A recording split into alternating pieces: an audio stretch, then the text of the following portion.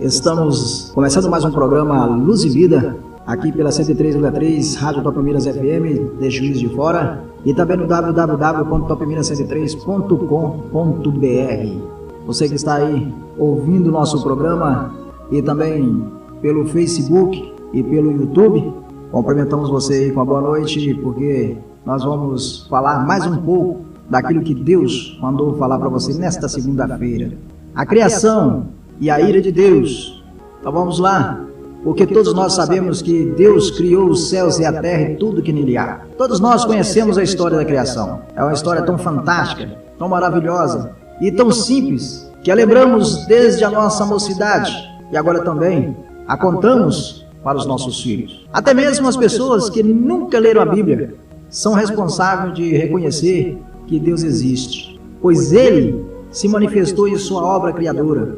Nós, o que somos abençoados por termos a Bíblia em nossas mãos, devemos olhar para a criação do modo como Deus a revelou lá no livro de Gênesis. Porque todas as pessoas dizem que Deus criou o mundo, mesmo aquelas pessoas que nunca pegaram a Bíblia para ler, mas sabem que Deus criou o mundo.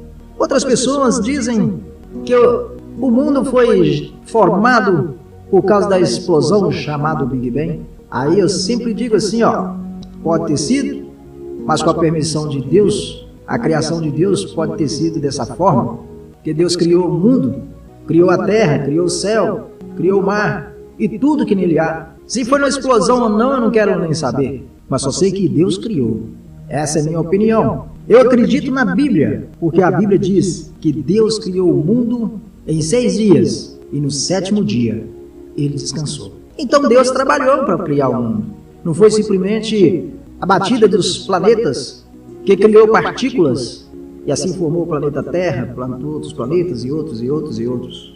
Pode ter sido, mas criado por Deus. Não existe uma estrela no céu, não existe nem nada no firmamento, nem nos céus, nem na terra, nem embaixo da terra, nem no profundeza do mar, que não foi criação de Deus. Tudo foi criado por Deus. Mas aí, o homem, por sua ignorância, às vezes, ele peca em contradizer, melhor dizendo, da existência de Deus. Mas a ira de Deus ainda permanece sobre a terra. A raiva humana normalmente é passageira, provocada pela circunstância. A raiva ferve até explodir, mas logo se dissipa e some. A ira de Deus, porém, ela é permanente. Ela vem da justiça e da santidade de um Deus perfeito. Ele ama a justiça e odeia a iniquidade. Assim como a santidade é parte integral do caráter do Senhor, a ira contra o pecado é uma característica constante do Senhor. Deus não permite que o homem faça o que está fazendo. Deus não permite. O homem às vezes ignora a potencialidade de Deus e começa a praticar coisas contra o caráter de Deus, mas Deus não se deixa enganar. O homem pode criar até mesmo um outro ser humano, copiar, no caso, mas Deus só vai permitir até onde Ele quer, até onde Ele deixa. E a ira de Deus ainda está permanente sobre a terra, porque Deus é perfeito. A Bíblia diz que todos pecaram e destituídos estão da glória de Deus. Por isso, o homem precisa aproximar de Deus. Para quê? Para receber de Deus o perdão. Aí você pode perguntar para mim assim: e como eu fico livre do castigo eterno? Como eu vou me livrar do castigo eterno? Só existe uma forma de se livrar do castigo eterno. O Deus que ama é o mesmo que executa o juízo. Então, esse Deus que ama, você tem que aproximar dele. Estamos vivendo dias difíceis, em tempos trabalhosos, onde os homens, amantes de si mesmos, querem dizer até como Deus deve agir. Muitos usam muito essa expressão: Deus é amor, Deus é bom, Deus é paz. Sim, isso é verdade. Deus é tudo isso e muito mais. Ele é amor, mas é juízo, é vingativo, é justiça. Muitos brincam de ser crentes, muitos brincam de ser cristão e pisam no sangue de Cristo com atitudes carnais e demoníacas. Quero lembrar vocês de janeiro do ano passado, Quando ficamos sabendo que a escola de samba iria trazer à tona uma imagem, um homem representando a Cristo, representando Jesus, e que ia estar na avenida. Aquilo me causou uma revolta tão grande, mesmo não sendo católico, eu respeito a religião do outro. Porque ali era um homem fantasiado de Jesus, mas o que ele estava fazendo, o que eles fizeram, foi contra o nome de Jesus, não foi contra a imagem de Jesus, mas foi contra o nome de Jesus, dizendo que Jesus era gay, mostrando na avenida um homem todo afeminado e o diabo arrastando aquele homem pela pista e todos aplaudindo, gritando. Aquilo me fez lembrar na hora do carnaval, que eu não consegui ver tudo, porque eu fiquei horrorizado. Me fez lembrar da passagem de Jesus, quando ele estava sendo escarnecido, quando ele estava sendo levado para o Calvário, ele passando aquelas ruas de pedras, levando a cruz sobre o ombro, e as pessoas gritando, e os soldados chicoteando. Me fez lembrar isso. E aquilo me revoltou tanto, que eu gravei uma mensagem logo em seguida, falando sobre isso. E em fevereiro mesmo, eu gravei essa mensagem, dizendo que aquilo era falta de respeito com o nome de Jesus. Como eu disse, não pela imagem do homem, mas sim por causa do nome de Jesus, que eles pronunciaram que ele estava representando Jesus.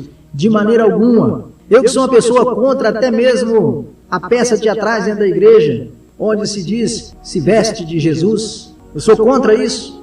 Aquilo para mim foi um tapa na cara. Mas não sabia eles que a ira de Deus estava já para vir sobre o Brasil. Essa ira de Deus começou lá no carnaval. O Deus que executa o juízo viu aquilo tudo. Imagino eu que aquilo fedeu a carniça no nariz de Deus, que Deus não aprova isso. Deus não deixa se escarnecer. Deus não deixa. A maneira que Deus vem aperfeiçoar o homem, moldar o homem, é um dos métodos que Deus usa para aperfeiçoar o caráter cristão, é permitir que soframos injustamente. A maioria de nós acha que sofrer já é o suficiente e que sofrer injustamente é certamente demais. Amigos, Deus nos molda através do sofrimento, mas temos a graça de Deus em nossas vidas. Mas se o ser humano está sofrendo aqui hoje no Brasil,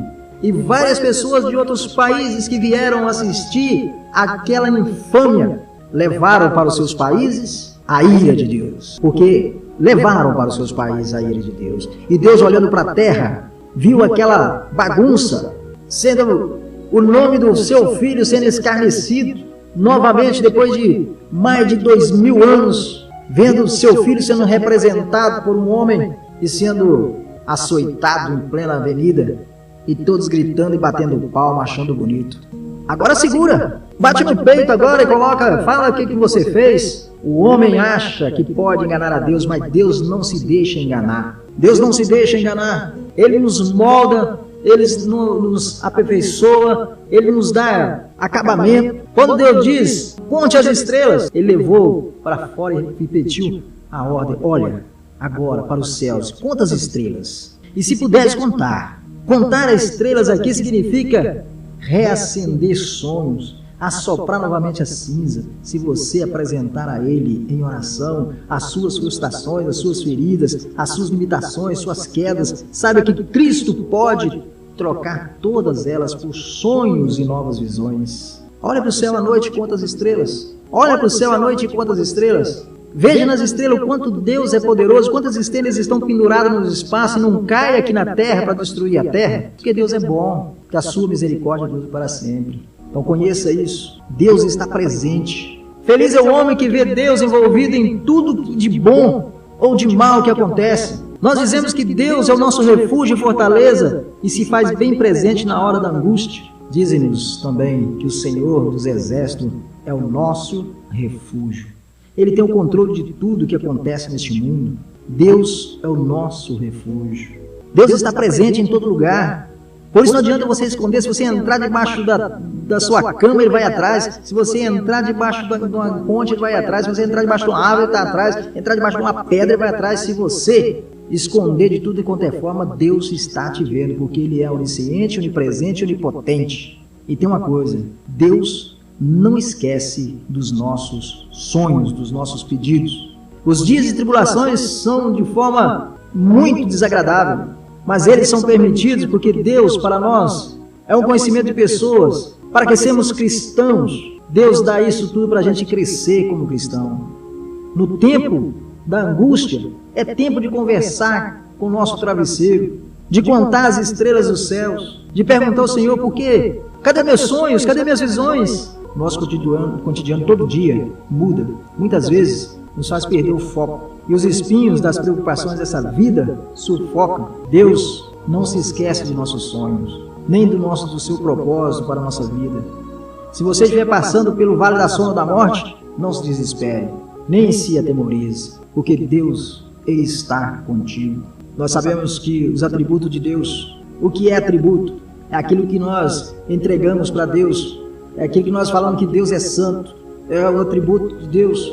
E não encontramos no Velho Testamento qualquer declaração que defina a substância ou a essência de Deus. Somente no Novo Testamento é apresentada a espiritualidade de Deus. Ele é essencialmente espírito, e nessa qualidade ele é imortal. Ele é espírito. Portanto, não existe barreira. Ele não é material para você encostar a mão. Portanto, não pode ser visto pelos olhos materiais, e nem pode ser tocado, e nem representado por coisa alguma aqui na terra. Não pode ser representado. Deus é essência viva e não pode ser representado na terra por nada. Nem por homem, e nem por madeira, e nem por gesso, e nem por barro, e nem por faca, e nem por martelo, e nem por enxada, por nada. Nada representa Deus aqui na terra, a não ser o seu Espírito e verdade. Portanto, antes de você fazer qualquer coisa, até mesmo simbologia, até mesmo você carregar alguma coisa dizendo para representar a Jesus, cuidado, que a Bíblia não ensina dessa forma. Não podemos escarnecer, não podemos mostrar Deus em figuras, porque Deus, Ele é imortal e imaterial. Ele não pode ser visto aos olhos nus, aos olhos humanos. Moisés, quando subiu no monte para falar com Deus, quando ele olhou a sarça, ela estava ardendo em fogo. Moisés escondeu o seu rosto, porque de tão claro que era, ele não podia olhar a sarça que estava fumegando, porque ali estava o rosto de Deus. A face de Deus estava na sarça ardendo. E Moisés não conseguiu olhar para aquele clarão. Da mesma forma, Paulo, a caminho de Damasco, também da mesma forma, ele quando avistou Jesus, o seu cavalo empinou, porque o clarão era tão grande, e ele caiu no chão cego, porque o olho humano não pode ver Deus. Então, por isso, eu digo para você, se nós estamos passando por toda essa dificuldade hoje, a culpa é do ser humano, que quis mostrar para todo mundo que podia representar Jesus em plena avenida de carnaval. Blasfemou contra o nome de Jesus. Repito, não pela imagem, mas sim pelo nome, dizendo que era Jesus. Então, por isso, agora, sofra as consequências. Não adianta chorar, não adianta agora dizer, Deus, eu não queria isso. Aquelas pessoas que criaram isso, eu tenho certeza que no fundo do seu coração, eles vão dizer, para que fizemos isso? Vão se arrepender? Tem que se arrepender, tem que se humilhar e voltar atrás, porque isso que eles fizeram foi um grande erro das suas vidas. Aí eu digo para vocês, como eu disse na sexta-feira, Deus é abrigo nas tempestades, mas Deus quer que você faça uma aliança com Ele, que você saia do mundo das trevas e venha para o mundo da luz.